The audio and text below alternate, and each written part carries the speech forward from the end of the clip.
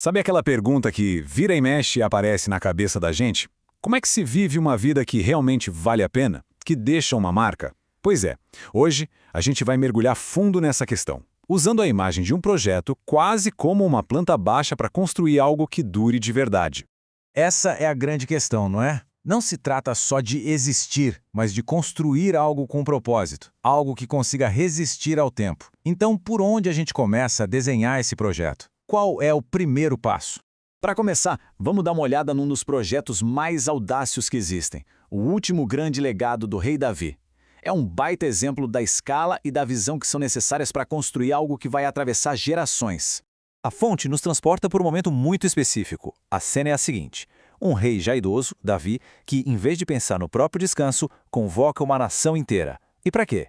Para apresentar um sonho que iria muito, mas muito além da sua própria vida. E só para ter uma ideia do tamanho disso, olha esse número: 100 mil talentos de ouro. É uma fortuna que a gente nem consegue imaginar o que significa. Davi preparou tudo isso, o que mostra que não era só um sonho vago, não. Era um plano concreto, que custou sacrifício e uma dedicação fora do comum. Só que um projeto dessa magnitude não dá para ser feito por uma pessoa só. E aqui a gente vê a passagem do bastão. Davi entrega o plano para o filho dele, Salomão, com essa ordem poderosa. A lição é clara: um legado de verdade exige não só coragem e ação, mas também a capacidade de confiar que outros vão continuar o trabalho. Fica óbvio que um legado desses não nasce do acaso. Olhando os componentes, a gente vê um sistema completo. Tinha os planos detalhados do arquiteto, as reservas gigantescas de material, as equipes de gente qualificada e, talvez o mais importante, uma nação inteira unida em torno de um objetivo. Era um projeto de todos. Certo. Agora vamos mudar um pouco o foco. A gente sai do projeto externo e vai para a arquitetura interna.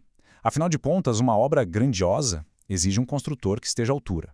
Essa pergunta muda o jogo do o que fazer para o quem ser. Pensa bem, se o legado é o edifício, de que material o construtor precisa ser feito?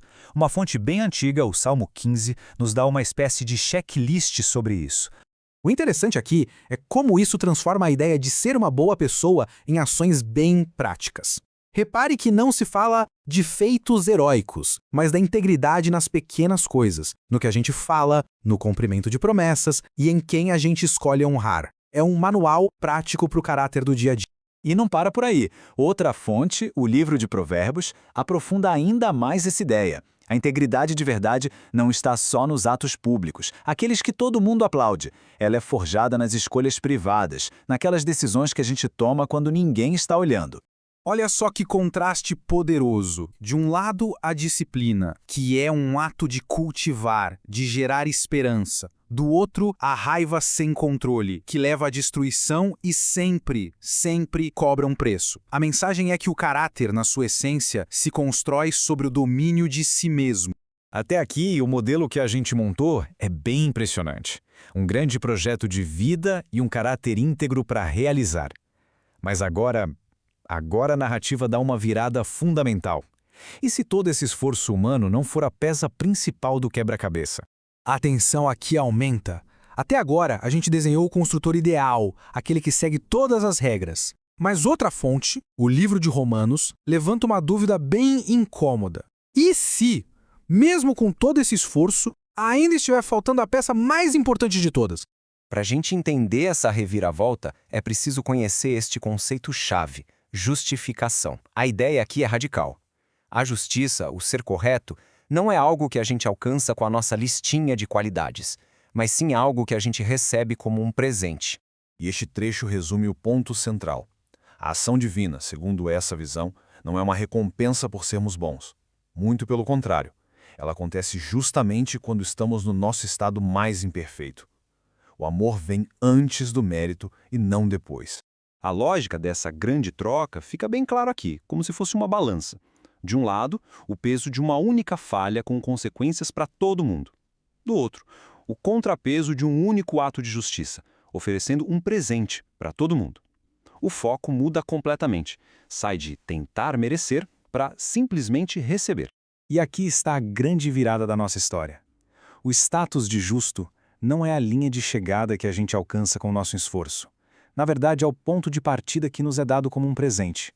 E isso, claro, muda completamente as regras do jogo. Então, como é que a gente monta essas peças? Se a justiça é um dom, o que acontece com todo aquele esforço, com o legado e com a integridade que a gente viu lá no começo? Vamos juntar tudo e montar o projeto completo. E, claro, isso leva a uma pergunta inevitável. Se o valor de uma pessoa já está garantido, por que todo aquele esforço com integridade e propósito ainda importa? A chave, ao que tudo indica, não está no que se faz, mas no porquê se faz. E aqui está a resposta. Todo aquele trabalho de propósito e integridade não é jogado fora. Ele ganha um novo significado. Deixa de ser o preço que se paga para entrar e se torna a forma de agradecer por já estar dentro.